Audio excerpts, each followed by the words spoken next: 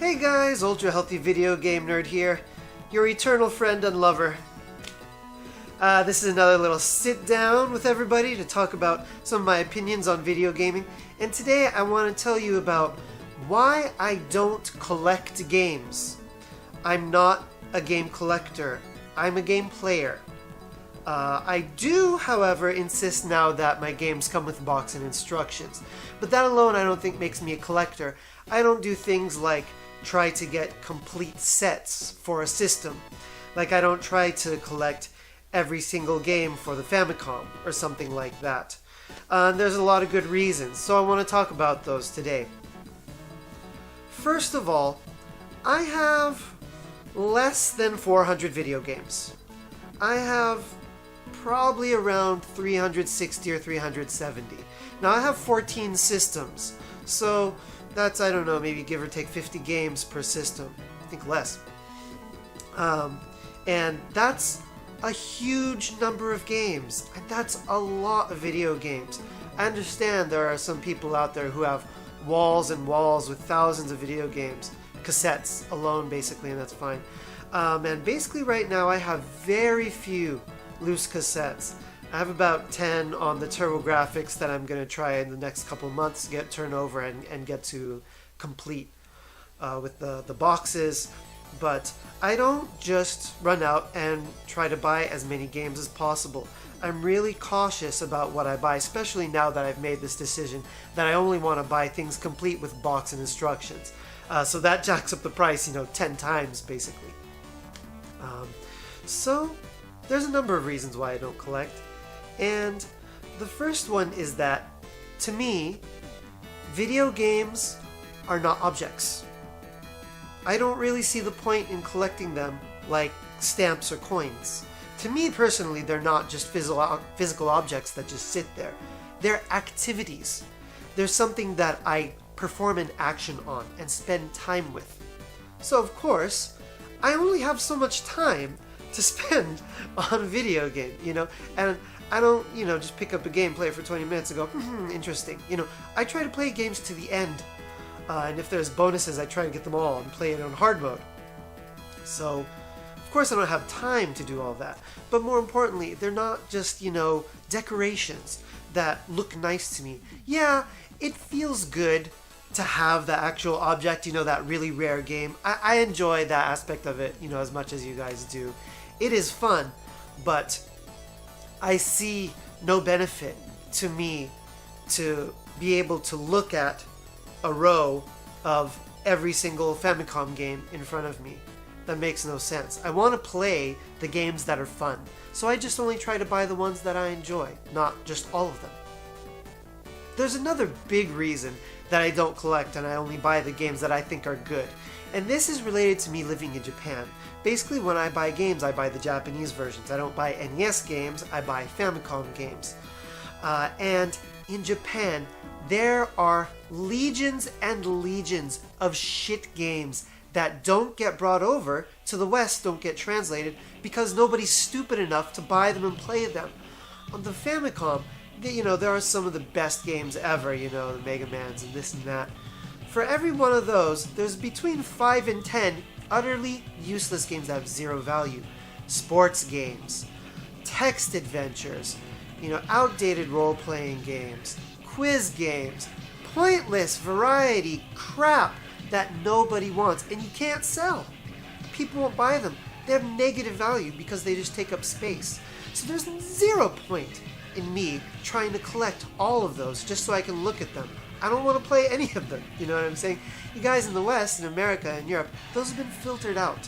We have a much, sturdier collection of Nintendo games. The NES library is a lot more robust, because they've gotten rid of so much of the crap you guys don't get.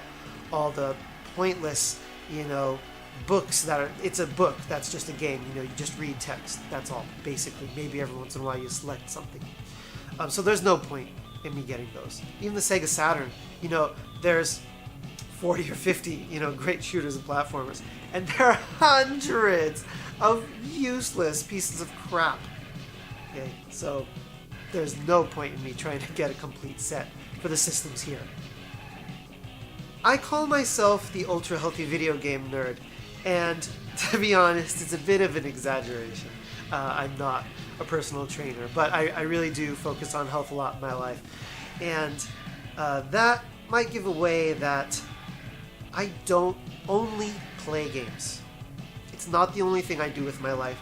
I don't want video games to completely dominate my life. Yes, they're my #1 hobby. Working out is probably #2. So video games are extremely important to me. I love them. That's why I do these videos, of course. But it's not the only thing I do. And I don't want them to take up all my time. I want to have time to, obviously work out and cook and eat good food, spend time with friends, do other stuff. I have other jobs. I'm not a professional YouTuber yet. So if I was going to collect and just, buy everything that I possibly could, first of all, it's going to take all your money. And I want other things too. I don't only want video games. And, it would also take up all my time, if I were only playing video games and nothing else. And it's not good for you. Of course it's not good for you. That's why my videos, I really, tell people, don't become that negative stereotype. Go out and get a workout. Get your diet in gear. So that's a big reason why I'm not a collector. It's because I don't only play games. There's a lot of other things to do in life. And nowadays that we're living in this modern era where the retro games that I play are extremely expensive, be aware, not all expensive games are good. I'm sure a lot of you guys know that already. There's things like Panic Restaurant, that are just expensive because of numbers. A lot of really, pre-NES games, obviously. But you have to be careful. Little Samson for NES, I think if you want it boxed, it's got to be at least $3,000 US. That's an extraordinary amount of money for almost anybody. If you're making $100,000 a year, okay, it's probably no big deal to you. But $3,000 is a lot of money to spend on anything. Little Samson is a really good game. I really love it, and I'm glad I bought it. I bought the Japanese version. It's not anywhere near as expensive as the American version. But is it worth $3,000? There's not $3,000 worth of gameplay in Little Samson. It's a very fun game, but it's not something like Mega Man 3 that you're going to be able to play over and over again over the years, and have a really special experience with, in my opinion. So there are really, really expensive games. Over here, the Super NES is a really good example. A lot of the most expensive SNES games, or the Super Famicom games in Japan, are side-scrolling fighters. I don't actually like that genre all that much. There's about not even probably 5 exceptions. So there's no point in me spending $700 on Undercover Cops for a game that's in a genre that I don't enjoy. And if I were a collector and I was trying to get complete sets or trying to get all the really rare expensive stuff, I would be obliged to buy that. That makes no sense. So be careful out there, you guys, if you're trying to buy these expensive games. And I'm trying to do videos about this. I'm trying to talk to you about are these really expensive games worth it? Because I've owned on the Saturn almost all of them at some point or another. The NES, I actually have the majority of them. So there's no point, in buying every single game, to me. And I don't understand people who have that mentality. But do what you love. Do what makes you happy. Of course. Hey, Saki. Hey, Saki. Want to be in the video? Want to make a cameo? Come here. Come here. Oh, I don't want to do it. Oh, I'm so upset. Hey. Say hi to everybody in YouTube land. Hello. Hello. Hi. I'm Saki. I'm Saki. I have big belly.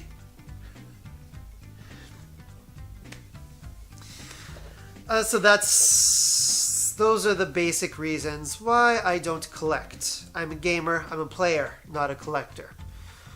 And I'm going to stick with that. I'm going to keep it that way. So as always, guys, thanks a lot for watching. Take it easy. I'll see you in the next video.